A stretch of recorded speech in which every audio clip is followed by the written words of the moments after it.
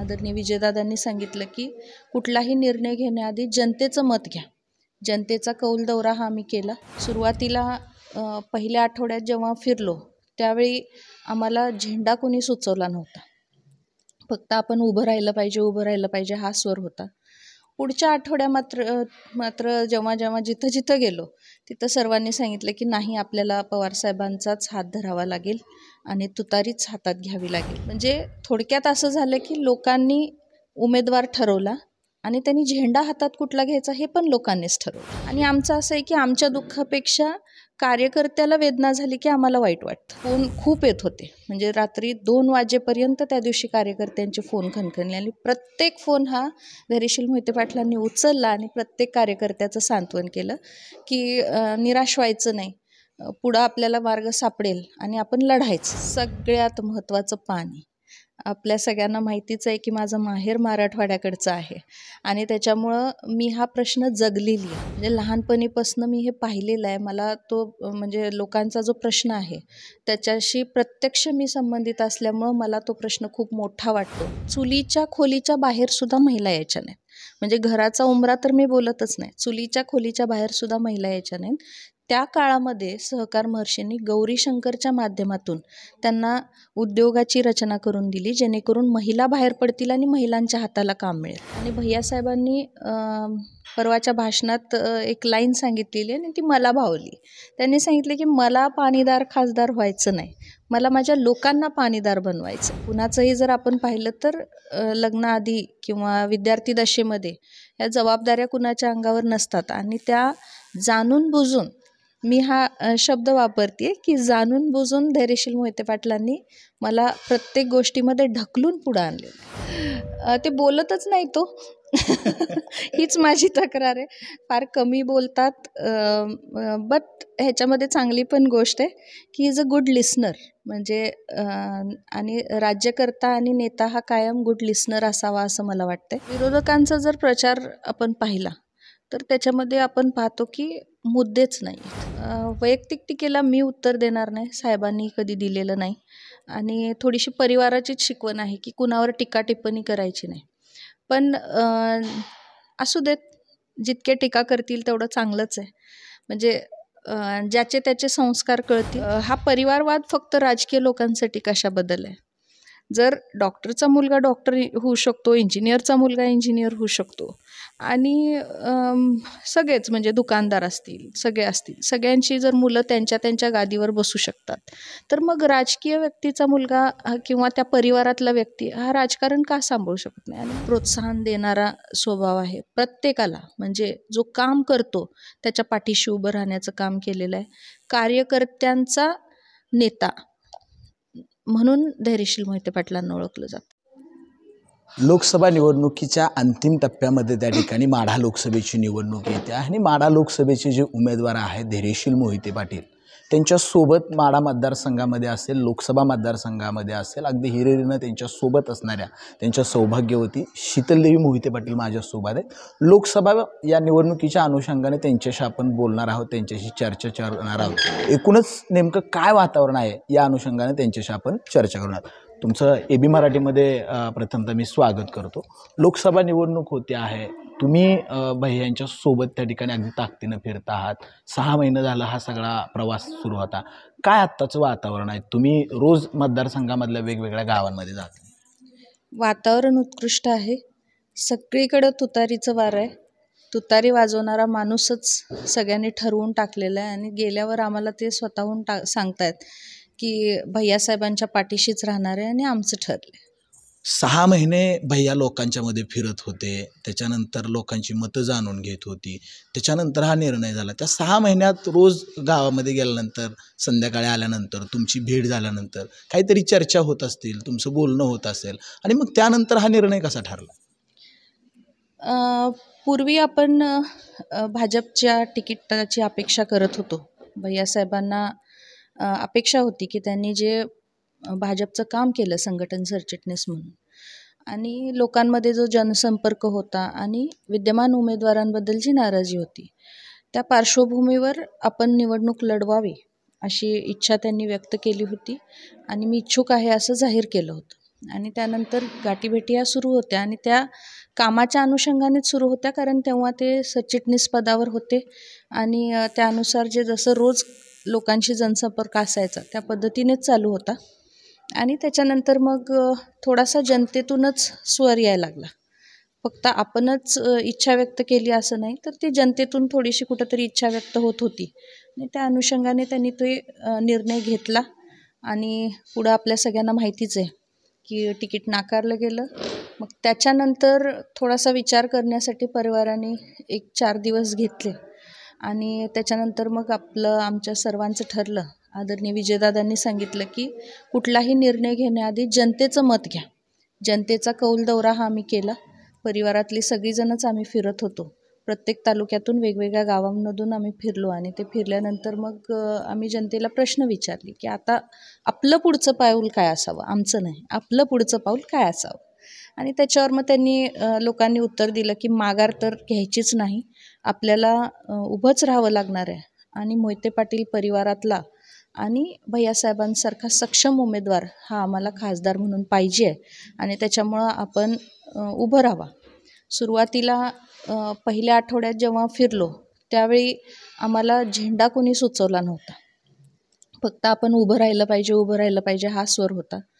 पुढच्या आठवड्या मात्र जेव्हा जिथं जिथं गेलो तिथं सर्वांनी सांगितलं की नाही, आपल्याला पवारसाहेबांचाच हात धरावा लागेल आणि तुतारीच हातात घ्यावी लागेल. अशा प्रकारे थोडंसं घडलं. म्हणजे थोडक्यात असं झालं की लोकांनी उमेदवार ठरवला आणि त्यांनी झेंडा हातात कुठला घ्यायचा हे पण लोकांनीच ठरवलं. हे सगळं झालं, मात्र ज्यावेळेस अपेक्षा होती, काम केलं होतं आणि BJPचं तिकीट मिळालं नाही, निर्णय होईपर्यंतची त्या 4 दिवसातली भैयांची मानसिकता तुम्ही पत्नी म्हणून अगदी जवळून ते सगळं अनुभवलं असेल. त्यांच्या मनामध्ये असणारी घुसमट, लोकांचं प्रेशर, ते 4 दिवस 8 दिवस कसे गेले होते, त्याच्यात काय नेमकी चर्चा होत होती? मला वाटतं तळेकर सरांनी हे भाषणामध्ये मागं बोललेलं आहे आणि ते व्हायरल झालेलं आहे. पण तो प्रसंग मी परत एकदा जनतेसाठी सांगू इच्छिते. आम्ही ब्रह्माच्या मंदिरात गेलो होतो आणि अजमेरला दर्ग्यावर गेलो होतो. असं दर्शन आमचं चालू होतं आणि तिथंच बातमी आली की तिकीट विद्यमान खासदारांनाच परत एकदा दिलेलं आहे. आणि हे कळल्यानंतर मग आपण थोडंसं कार्यकर्त्यांचे फोन यायला लागले आणि कार्यकर्त्यांचा तिकडून थोडासा काही जणांना रडू आवरत नव्हतं, काही जणांना शब्द फुटत नव्हते. आणि आमचं असं आहे की आमच्या दुःखापेक्षा कार्यकर्त्याला वेदना झाली की आम्हाला वाईट वाटतं आणि म्हणून मग त्या कार्यकर्त्याच्या वेदना बघून माझ्या डोळ्यात पाणी आलं. आणि तेव्हा भैयासाहेबांनी मला असं सांगितलं, मला ते वाक्य म्हणजे आज खरं वाटते. त्यावेळेस ते म्हणाले की वाईट वाटून घेण्याचं काही कारण नाही आहे, कारण आपण आज इथं देवाच्या ठिकाणी उभं आहे आणि इथं जर माझा निर्णय हा झाला असेल तर यातच माझं चांगलं आहे. आणि कसलंही दुःख किंवा वाईट त्यांनी वाटून घेतलं नाही. दुसऱ्या क्षणाला मी त्यांना म्हणत होते की थोडा वेळ आपण आराम करा. फोन खूप येत होते, म्हणजे रात्री 2 वाजेपर्यंत त्या दिवशी कार्यकर्त्यांचे फोन खणखणले आणि प्रत्येक फोन हा धैर्यशील मोहिते पाटलांनी उचलला आणि प्रत्येक कार्यकर्त्याचं सांत्वन केलं की निराश व्हायचं नाही, पुढं आपल्याला मार्ग सापडेल आणि आपण लढायचं. हे सगळं महाराष्ट्रातला आत्ताचं राजकीय परिस्थिती तुम्ही पाहता. महाराष्ट्रातला विशेषतः पुतण्या आणि काकांचा संघर्ष सगळा महाराष्ट्र उठतोय, पण इथलं वेगळं वातावरण आहे. यावेळेचा संदेश वेगळा आहे. मोहिते पाटील काका पुतण्यातलं बॉन्डिंग आहे ते वेगळं आहे. कुटुंब म्हणून ह्या सगळ्या वातावरणाकडे कसं बघता आणि हे बॉन्डिंग का इतकं काका पुतण्यांचं एवढं ट्युनिंग जे आहे ते सगळं इतकं जमलेलं आहे आणि कुटुंबामध्ये तुम्ही हे सगळं कसं जवळून आणलं? तसं पाहिलं तर मोहिते पाटील पॅटर्नच वेगळा आहे महाराष्ट्रात. पण आपल्याला जर सांगायचं झालं तर तो जो मगाशी मी उल्लेख केला, त्यानंतर आम्ही जेव्हा गावात परतलो, आम्ही गावात नव्हतो, तिकडं दर्शनाला गेल्यामुळं 2 दिवस उशीर झाला. आणि मला वाटते त्या काळामध्ये सगळे कार्यकर्ते हे दुसऱ्या दिवशी सकाळपासूनच शिवरत्नवर जमायला लागले आणि आदरणीय विजयदादांची भेट घ्यायला लागले आणि सगळेजण विनंती करत होते की नाही, आपल्याला थांबून चालणार नाही, इथं जर आपण थांबलो तर मोहिते पाटलांचं राजकीय अस्तित्व हे संपेल. आणि हे सगळं सांगत असताना विजयदादांनी सगळ्या कार्यकर्त्यांना समजून घेतलं आणि परत आल्यानंतर सगळ्यात मजबूतपणे जर धैर्यशील भैयांच्या पाठीमागं जर उभे राहिले असतील तर त्यांचे काका विजयदादा आणि बाळदादा. मला तेच विचारायचं, हे मजबूतपणानं काका पुतण्या उभा राहणी पाठीमागची कुटुंब हे एकसंघ ठेवण्यासाठी काय नेमकं मोहिते पाटील कुटुंबामध्ये चाललेलं असतं? याचं एकच उत्तर मला तरी माहिती आहे की आम्ही कुठलेही निर्णय घेत असताना हे आम्ही एकटे घेत नाही, आम्ही सगळेजण मिळून ठरवतो. आणि जसं आज ते पाठीशी उभे राहिलेले आहेत तसंच त्यांच्या म्हणजे आदेशाखाली म्हणण्यापेक्षा ते जसे सांगतील तसे धैर्यशील भैया पण वागलेले आहेत आणि कायम त्यांचा सन्मान ठेवलेला आहे. आणि परिवारामध्ये दोन्ही बाजूनी देवाणघेवाण जेव्हा होते तेव्हा मग अशा प्रकारचं नातं राहतं की भैयांनी पण त्यांचा कायम शब्द ठेवलेला आहे आणि मग यामुळे हे नातं टिकलेलं आहे. एक कुटुंबातील थोडंसं राजकीय गप्पा मारतानाच थोडंसं औपचारिकतेकडे येईल. नवरा बायको किंवा कारभारीण हे सगळं म्हटल्यानंतर एखादी गोष्ट असते आणि तिच्यासाठी हात धुवून कारभाऱ्याच्या मागं लागते. भैया खासदार झाले तर मतदारसंघातल्या कुठल्या प्रश्नासाठी हात धुवून भैयांच्या मागं लागाल तुम्ही, हे झालंच पाहिजे, कारभारी म्हणून हे तुम्ही सगळं पूर्ण करून द्यायला पाहिजे. मी आज 150-200 गावं या ठिकाणी फिरलेली आहे आणि हे फिरत असताना माझ्यासोबत जे आमचे सहाय्यक असतात PA, त्यांच्या हातात एक डायरी असते आणि ती डायरी मध्ये जेव्हा आम्ही उभं राहतो तेव्हा सध्या तर लोक काही मागणी करत नाही आहेत सहसा, पण एखाद्या गावातून जर एखाद्यांनी प्रश्न सांगितले, आता उन्हाळा आहे तुम्हाला माहितीच आहे की पाण्याच्या बाबतीत अगदी उत्तर कोरेगावपासून ते पूर्ण इकडं पंढरपूर सांगोल्यापर्यंत सगळीकडं काही भागांमध्ये पाण्याचा भीषण प्रश्न आहे. आणि मग अशा परिस्थितीमध्ये आपल्यापर्यंत कुणीतरी आलं आहे म्हणल्यानंतर ती लोक प्रश्न सांगतात, जे त्यांचे काय अगदी खासदाराच्या इख्तियारीत नसलेली प्रश्नसुद्धा सांगतात की हापसा पाहिजे, पण असे प्रश्नसुद्धा आणि मोठे प्रश्नसुद्धा सगळे आम्ही त्या डायरीमध्ये नोंद करून घेतो आहे. आणि आम्ही असं ठरवलं आहे की साहेब खासदार झाले आणि शपथ घेतली की त्याची एक फाईल बनवून आम्ही त्यांच्या हातात देणार त्यातला कुठला भैया मी काय म्हटलं, हात धुवून एक कारभारी म्हणून कारभाराच्या मागं हे झालंच पाहिजे म्हणून त्यात कुठला ह्यासाठी सगळ्यात महत्त्वाचं पाणी. आपल्या सगळ्यांना माहितीच आहे की माझं माहेर मराठवाड्याकडचं आहे आणि त्याच्यामुळं मी हा प्रश्न जगलेली आहे. म्हणजे लहानपणीपासून मी हे पाहिलेलं आहे. मला तो म्हणजे लोकांचा जो प्रश्न आहे त्याच्याशी प्रत्यक्ष मी संबंधित असल्यामुळं मला तो प्रश्न खूप मोठा वाटतो आणि पाण्याच्या प्रश्नासाठी मी साहेबांच्या पाठीमागं हात धुवून लागणारच आहे. माहेर मराठवाड्यातला आहे त्याच्यावरून आता आलो. खरं तर राजकारण म्हटलं का आपण बघतो की सगळीकडं पुरुषांचं वर्चस्व बऱ्यापैकी आहे, आत्ता सगळ्या महिला राजकारण. पण तुमच्या कुटुंबाचं वेगळं वैशिष्ट्य आहे. आज माड्यात बघितलं तर प्रत्येक कोपऱ्यात गेलं तर मोहिते पाटलांच्यातली एक लक्ष्मी त्या ठिकाणी कुठेतरी प्रचार दौऱ्यामध्ये आहे. मराठवाड्याकडचं माहेर. मग राजकारणामधली तुमची सुरुवात कशी झाली, त्याचा निर्णय कसा होता? आपल्या सगळ्यांना मी एक आठवण करू देऊ इच्छिते की सहकार महर्षींच्या पत्नी आदरणीय अक्कासाहेब रत्नप्रभादेवी मोहिते पाटील, त्या काळात जर आपण खूप वर्ष झाली आता त्याला, आणि तेव्हा जर आपण पाहिलं तर चुलीच्या खोलीच्या बाहेरसुद्धा महिला यायच्या नाहीत. म्हणजे घराचा उंबरा तर मी बोलतच नाही, चुलीच्या खोलीच्या बाहेरसुद्धा महिला यायच्या नाहीत. त्या काळामध्ये सहकार महर्षींनी गौरीशंकरच्या माध्यमातून त्यांना उद्योगाची रचना करून दिली, जेणेकरून महिला बाहेर पडतील आणि महिलांच्या हाताला काम मिळेल. म्हणजे तेव्हाची जी परिस्थिती होती माळशिरस तालुक्याची, त्या परिस्थितीमध्ये महिलांनी सुद्धा घराला कुटुंबाला हातभार लावला पाहिजे. आणि त्याच्यात मग माझी स्वतःची पत्नी जर बाहेर आली तर मग बाकीच्या महिला येतील, या उद्देशानं त्या काळामध्ये माझ्या आजी सासऱ्यांनी हे काम केलेलं होतं. आणि त्यांच्याच पावलावर पाऊल देत आज आम्ही प्रत्येक काम करत आलो आहे. तर नातवांवर किंवा त्यांच्या मुलांवर पण तेच संस्कार आहेत. कसलाही पडदा या घरामध्ये नाही आहे. संस्कार म्हणून महिलेनी जे जपले पाहिजेत ते संस्कार मात्र आमचे सासू सासरे आम्हाला नक्की देतात. पण याच्यामध्ये बाहेर पडलं पाहिजे, पुरुषाच्या बरोबरीने खांदा लावून आज काम केलं पाहिजे आणि ती काळाची गरज आहे. यानुसार आमच्या परिवारात शिकवण आहे आणि तशी मोकळीक आणि फ्रीडम पण आम्हाला आहे. राजकीय थोडंसं त्या ठिकाणी अगोदर राष्ट्रवादीमध्ये मोठे दादा होते, पुन्हा 5 वर्ष तुम्ही भाजपमध्ये काम केलं आणि आता पुन्हा राष्ट्रवादीतला प्रवास सुरू झाला. 5 वर्ष भाजपामधले आणि आता राष्ट्रवादी, या दोन्ही प्रमुख पक्षांची जी राजकीय संस्कृती आहे त्यातलं नेमकं कुठल्या पक्षाचं काय भावतं आणि याच्यात फरक काय आहे दोन्हीच्यामध्ये? खरं तर मी भाजपमध्ये कधी प्रवेश केलाच नाही. आदरणीय मोठे दादांसोबत आम्हीही पाठीमागच राहिलो होतो, कारण मी सदस्य त्यावेळी जिल्हा परिषदेची होते. त्यामुळं मी प्रत्यक्षरित्या तिकडे उतरले नाही, त्याच्यामुळं तिकडचं मी विशेष काही सांगू शकत नाही. फक्त आपल्याला एवढं सांगू इच्छिते की जेव्हा हा निर्णय झाला आणि भैयासाहेबांनी हातात तुतारी घ्यायची ठरली, तेव्हा अगदी जुने जे सगळे राष्ट्रवादीचे सहकारी होते, महिला भगिनी असतील किंवा सगळे पुरुष कार्यकर्ते होते, जे तिकडं काही आपल्यासोबत आले होते पण तालुक्याच्या बाहेरचे नाराज होते. म्हणजे आता जेव्हा ते भेटतात आणि ते सगळे खूप आनंदित दिसत आहेत आणि पुन्हा मनोमिलन झाल्यासारखं आणि घर वापसी झाल्यासारखं वाटतं. विजयदादा आणि पवारसाहेबांचं अगदी खूप दिवसांचं जुनं नातं होतं, मधल्या 5 वर्षात दुरावा होता आणि पुन्हा शरद पवार आणि मोठे दादा विजयदादा शिवरत्नावरती भेटले. त्यावेळेस तुम्ही तिथं होता आणि तो भावनिक प्रसंग कसा होता? त्यावेळेस काय मनामध्ये नेमक्या भावना होत्या?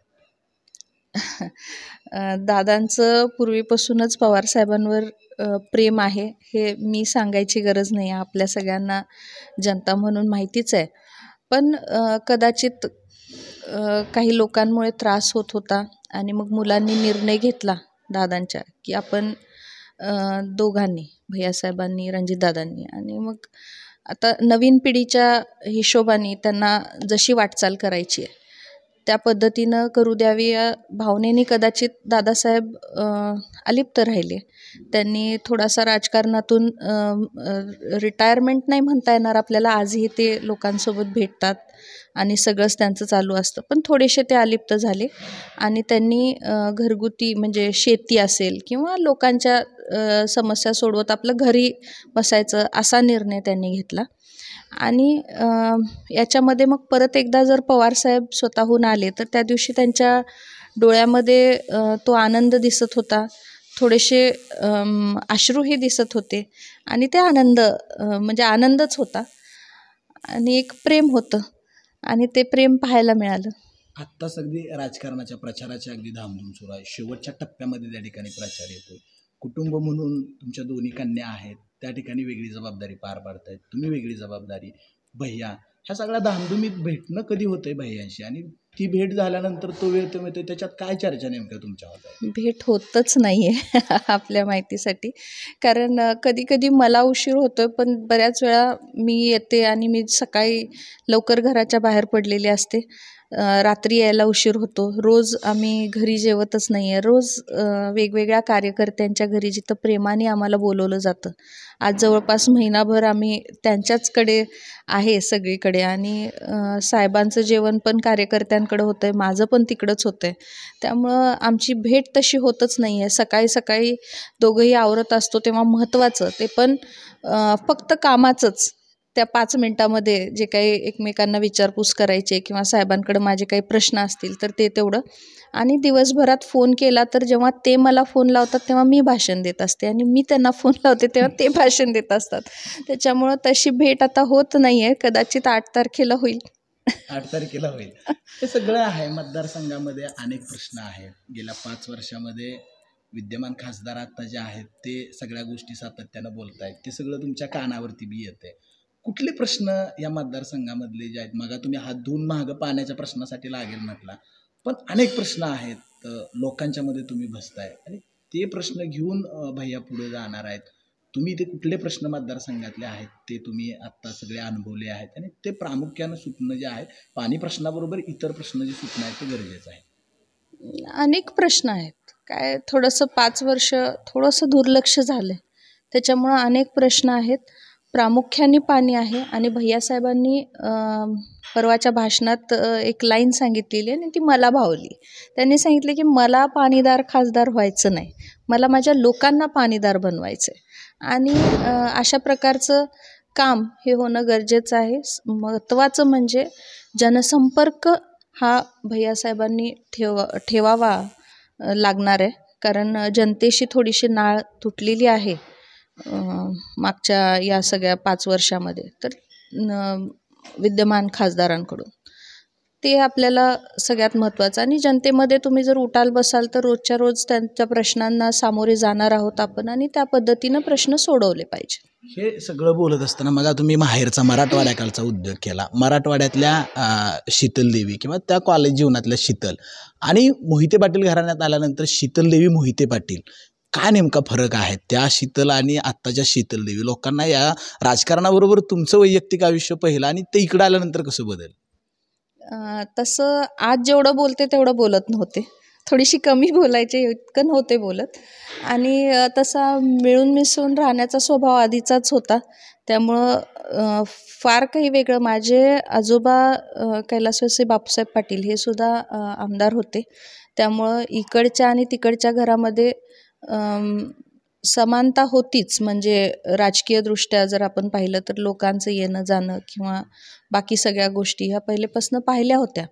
पण मग इथं आल्यानंतर हळूहळू जबाबदारी खांद्यावर पडत गेली. म्हणजे कुणाचंही जर आपण पाहिलं तर लग्नाआधी किंवा विद्यार्थी दशेमध्ये या जबाबदाऱ्या कुणाच्या अंगावर नसतात. आणि त्या जाणून बुजून, मी हा शब्द वापरते की जाणून बुजून धैर्यशील मोहिते पाटलांनी मला प्रत्येक गोष्टीमध्ये ढकलून पुढं आणलेलं आहे. म्हणजे फार त्यांनी, म्हणजे कुठलाही हे असेल, राजकीय क्षेत्र असेल, शेती असेल, प्रत्येक क्षेत्रामध्ये मला पुढे येण्यासाठी त्यांनी हे केलं आहे, प्रोत्साहन दिलं आहे आणि ते करायलाच लावलं आहे. म्हणजे शेती, मी म्हणलं होतं की मला काय शेती जमणार नाही, तर त्यांनी सांगितलं की नाही, होतं आहे, करा. आणि ते अशी जबाबदारी टाकूनच देतात अंगावर. त्याच्यामुळं ते पाण्यात पडलं की पोहायला शिकतं, त्या पद्धतीनं प्रत्येक गोष्ट शिकले. राजकारणात सुद्धा माझी अजिबात इच्छा नव्हती, मी थोडीशी समाजकारणातली व्यक्ती. आणि त्याच्यामुळं मग डॉक्टर मॉम्सच्या कामामध्ये मी आनंदी होते. संस्थेवर काम करताना मला शैक्षणिक संस्थेमध्ये जास्त इंटरेस्ट आहे, तिथं मला काम करायला आवडत होतं. आणि अचानक मला सांगितलं गेलं की राजकारणात, तेव्हाही मी तेच बोलले होते की नाही, मला हे थोडं क्षेत्र हे माझ्या याचं नाही आहे आणि मी नाही करू शकत. पण प्रत्येक वेळी पुन्हा तेच की त्यांनी ते प्रोत्साहन देऊन मला पुढं ढकलण्याचं काम केलं आहे. आणि त्याच्यामागं त्यांचा तोच उद्देश असावा की जमणार आहे, फक्त प्रोत्साहनाची गरज आहे. प्रोत्साहनाची गरज. खरं तर थोडंसं हे करतो की प्रत्येक आपल्या भारतीय संस्कृती असेल किंवा गावगाड्यातलं जे सगळं हे असेल, नवरा बायकोचा सुखाचा संसार असतो आपण म्हणतो, आणि त्याच्यात एक बायकोची नवऱ्याच्या बद्दलची एक तक्रार असते, ती अगदी प्रामाणिक असते, चांगल्यासाठी असते. शीतलदेवी म्हणून भैयांच्या बरोबरची कुठली तक्रार असेल जी लोकांच्या भल्यासाठी आहे पण ती तुम्हाला तक्रार वाटते? ते बोलतच नाही तो. हीच माझी तक्रार आहे, फार कमी बोलतात. बट ह्याच्यामध्ये चांगली पण गोष्ट आहे की इज अ गुड लिसनर. म्हणजे आणि राज्यकर्ता आणि नेता हा कायम गुड लिसनर असावा असं मला वाटतं. माझ्या बाबतीत असू दे तक्रार, पण जनतेच्या दृष्टीने चांगलं आहे, कारण ते आलेले असतात माझं ऐकून घ्यावं म्हणून. त्यांना समोरच्याचं ऐकायचं नसतं आणि ती त्यांच्या बाबतीतली ती चांगली गोष्ट आहे. आणि दुसरं तसं तक्रार म्हणणार नाही मी याला, पण आज 23 वर्ष मी त्यांच्यासोबत आहे आणि लग्नाच्या पहिल्या महिन्यापासून मला आठवतं आहे की त्यांनी कधी असा फारसा वेळ आम्हाला कधी दिलेला नाही आहे. वैयक्तिक त्यांचं सगळं वेळ जो जास्तीत जास्त हा जनतेसोबत जातो आणि हे सगळ्यांनाच माहिती आहे, कारण त्याशिवाय भैया एवढे जनतेमध्ये किंवा सगळ्या युवांमध्ये एवढे प्रसिद्ध नसते. तो वेळ दिलेला आहे आणि तसं ते समर्पणानं काम करतात, त्याचा अभिमानी वाटतो. पण हे करत असताना माझ्या मुलींना किंवा त्यांच्या आईवडिलांना ते कुठं ते न्याय देऊ शकत नाहीत. मी त्याच्याकडेच येणार होतो, वेळ देऊ शकत नाहीत म्हटल्यानंतर मग दोन्ही मुलींची कधी तक्रार आहे आईजवळ, आणि मग वडील आपल्याला असे करत नाहीत, मग हट्ट धरलाय आणि मग ते भैयांपुढं मांडलाय आणि भैया म्हणलेत नाही, लोकांची कामं मला करायचं. तिथं कसं एक तारेवरची कसरत तुमची असेल, मुली, त्यांचे आई वडील, तुम्ही आणि भैया, लोक, हे सगळं सांभाळायचं. ह्या शीतलदेवी कसं सांभाळतात? ते थोडंसं मग मला पाहावं लागतं. मुलींचे काय स्कूल्स असतील, त्यांचे काय आजारपण असेल किंवा बाकी सगळ्या घरातल्या जबाबदारी असतील. आता नुकतंच आम्ही घराचं बांधकाम केलं 2 वर्षापूर्वी, तर ते करत असताना साहेब कधीच येऊ शकले नाहीत. मग ते सगळं पाहायचं किंवा घरगुती जे काही आमचे बिझनेस असतील, हे असतील, त्याच्यामध्ये पण लक्ष द्यावं लागतं. आणि महत्त्वाचं मुलींचं लहानपण हे थोडंसं वडिलांच्या म्हणजे वेळ कमी देण्यातच, म्हणजे त्याच्यातच त्या मोठ्या झाल्या. थोडंसं त्यात ती खंत साहेबांना नेहमी वाटते की मुली मोठ्या झाल्या पण मी त्यांना फारसा वेळ देऊ शकलो नाही. पण मुलीसुद्धा आज राजकीय घरात त्यांचा वावर असल्यामुळं त्यांना हे सगळं ज्ञात आहे आणि फार समजूतदार आहेत. कधी हट्ट तर दोघींनी केला नाही, उलट प्रोत्साहन देतात आणि असू देत, आम्ही सांभाळून घेतो आणि तुम्ही करा. शेवटाकडे त्या ठिकाणी येत असताना काय ह्या लोकसभेच्या निमित्तानं लोकांना आवाहन कराल? लोक रोज भेटत आहेत तुम्हाला, अगदी शेवटच्या टप्प्यामध्ये ही निवडणूक आहे आणि त्या काय सांगाल माढा लोकसभेमधल्या जी मतदार आहेत किंवा ज्या भगिनी आहेत रोज भेटत आहेत तुम्हाला, काही भेटू शकत नाही, त्यांच्यासाठी काय आवाहन असणार? आज विरोधकांचा जर प्रचार आपण पाहिला तर त्याच्यामध्ये आपण पाहतो की मुद्देच नाही आहेत. वैयक्तिक टीका त्यांच्याकडून मोहिते पाटील कुटुंबियावरती होते. वैयक्तिक टीकेला मी उत्तर देणार नाही, साहेबांनी कधी दिलेलं नाही आणि थोडीशी परिवाराचीच शिकवण आहे की कुणावर टीका टिप्पणी करायची नाही. पण असू देत, जितके टीका करतील तेवढं चांगलंच आहे. म्हणजे ज्याचे त्याचे संस्कार कळतील आणि आपण त्याला उत्तर नको द्यायला. पण आज जेव्हा आपण विरोधकांची भाषणं पाहतो तर त्याच्यामध्ये एक 2-3च मुद्दे आहेत. विनाकारण जे गुन्हे किंवा हे ते त्याच्याबद्दल ते बोलत राहतात. पण एक वाक्य असं आहे की जोपर्यंत गुन्हे सिद्ध होत नाहीत तोपर्यंत तो गुन्हेगार नसतो. आणि मग बळजबरीनं जर गुन्हे टाकत राहिला आणि त्याच्यावर जर तुम्ही हे करत राहिलात तर त्याला काही अर्थ नाही. कारण आज जनता सुज्ञ झालेली आहे, जनतेला माहिती आहे की काय पद्धत आहे समोरच्या पार्टीची, कसा दबाव ते आणतात आणि त्याची ज्वलंत उदाहरणं आज आपण जिल्ह्यात, तालुक्यात सगळीकडे पाहत आलेलो आहोत. इवन महाराष्ट्रात जरी आपण पाहिलं तर तिथंही पाहतात. दुसरा मुद्दा असतो परिवारवाद. याच्याशिवाय दुसरे काही मुद्दे नाही आहेत. आता परिवारामध्ये मी नेहमी हा प्रश्न विचारते माझ्या भाषणांमध्ये की हा परिवारवाद फक्त राजकीय लोकांसाठी कशाबद्दल आहे?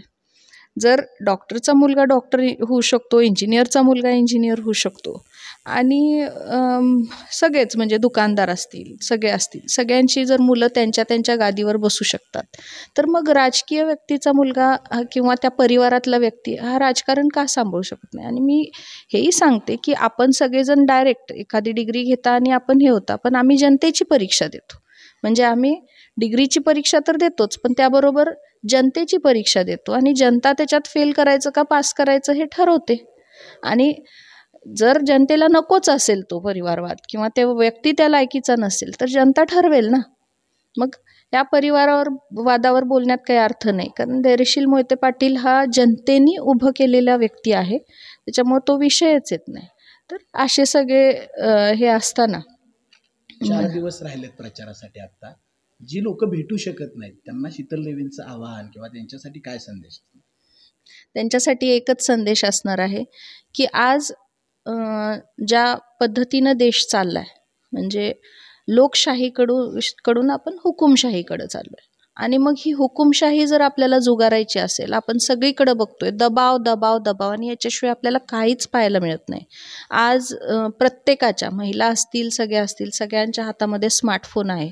आपल्याला मी परिस्थिती सांगण्याची गरज नाही, देशाची परिस्थिती ही प्रत्येकाला माहिती आहे. अगदी सामान्य शेतकरी असतील किंवा सामान्य व्यक्ती असतील, गावातले छोटे हे असतील, घटक असतील, तर त्यांनासुद्धा आज देशातली परिस्थिती माहिती आहे. त्याच्यामुळे त्या परिस्थितीवर न बोलता मी एवढंच सांगेन आपल्याला की या सगळ्यावर जर आपल्याला मात करायचं असेल तर आपल्याला आज महाविकास आघाडीच्या पाठीशी उभं राहावं लागणार आहे आणि त्यामुळं मग धैर्यशील मोहिते पाटलांचे हात बळकट करावं लागणार आहेत. आता धैर्यशील मोहिते पाटीलच का, हाही प्रश्न आहे. तर धैर्यशील मोहिते पाटलांचं कसल्याही ह्याच्यामध्ये न पडता मी एक साधं उदाहरण आपल्याला सांगेन की आज खासदार होतात, अभिमान आहे, पण मला सगळ्यात जास्त माझ्या नवऱ्याच्या म्हणजे पोस्टचा जर कुठला अभिमान राहिला असेल तर तो अकलूजचे सरपंच जेव्हा होते ना, त्याची मला जास्त आठवण आहे आणि मी माझ्या अभिमानाचा तो विषय राहील. तर त्यांनी मला सगळ्यांना, जनतेला हेच सांगायचं की वयाच्या 21व्या वर्षीपासून त्यांनी कामाची सुरुवात केलेली. म्हणजे ज्या वयामध्ये विद्यार्थी दशेमध्ये मुलं असतात तर त्या वयामध्ये त्यांनी समाजकारणातून लोकांमध्ये मिसळणं आणि तिथून ते सुरू केलेलं आहे. त्यांनी विजय प्रताप युवा मंचाचं जे जाळं विणलेलं होतं त्या काळामध्ये खूप काम झालेलं आहे.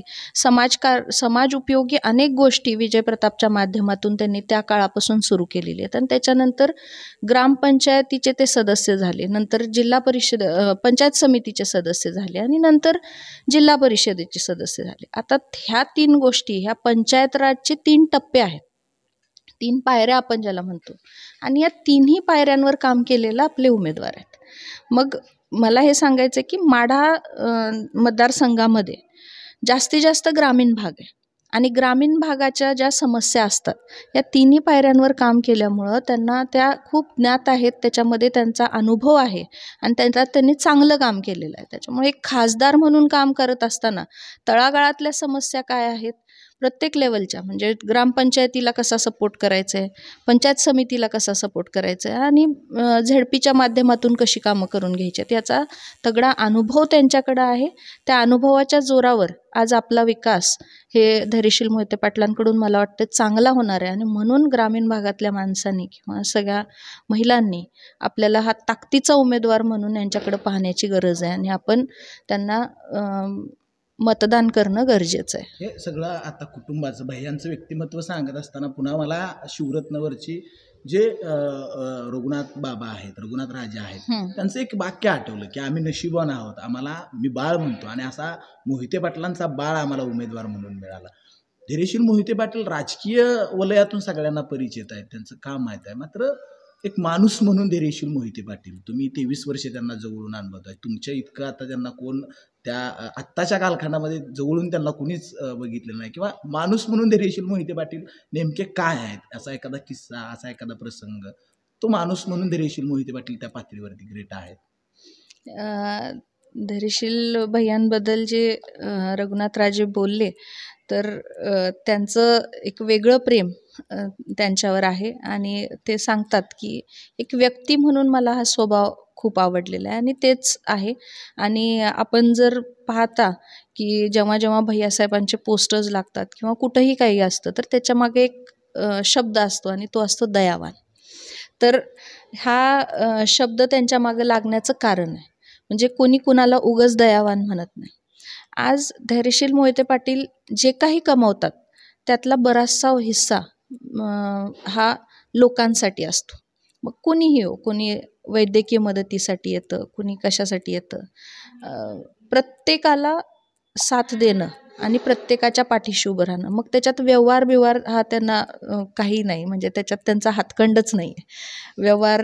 व्यवहारी अजिबात नाही आहेत. आणि मग त्याच्या शीतल देवी व्यवहारासाठी त्यांना बोलले, तुम्ही व्यवहारी नाही अजिबात बोलून कधी त्यांच्याशी बऱ्याच वेळा हे होणारच आता बिझनेस वगैरे हे अशा प्रकारात. पण जरी बोलत असले तरी मलाही ते पटतं, कारण लोक समस्याच घेऊन समोर आलेले असतात आणि त्यावेळी मग अशाच प्रकारे त्यांचे एक मित्र आहेत आणि ते मला किस्सा सांगत होते की या दयावांवरून की शिवरत्न बंगल्यातून बाहेर निघालो आणि आम्ही साहेब पुण्याला जाणार होते आणि मी तिथं कुठंतरी आम्ही सोबत एका ठिकाणी जाणार होतो आणि तिथून भैयासाहेब पुण्याला जाणार होते आणि ते म्हणाले की अरे थोडे पैसे घ्यायला पाहिजे होते किंवा पैसे आता 2,000 आहेत खिशामध्ये, असे ते बोलले त्यांना. आणि म्हणाले मी असं भैयांकडे पाहत होतो आणि तेवढ्यात आम्ही गाडीत बसलो, थोड्याने पुढे गेलो, त्या कार्यक्रमाच्या तिथं तो कार्यक्रम झाला आणि बाहेर पडत असताना एक महिला आल्या आणि त्यांनी सांगितलं की भैयासाहेब वैद्यकीय असं झालं आहे आणि जरा गोळ्यांचं वगैरे कागद त्यांनी दाखवलं आणि सगळं झालं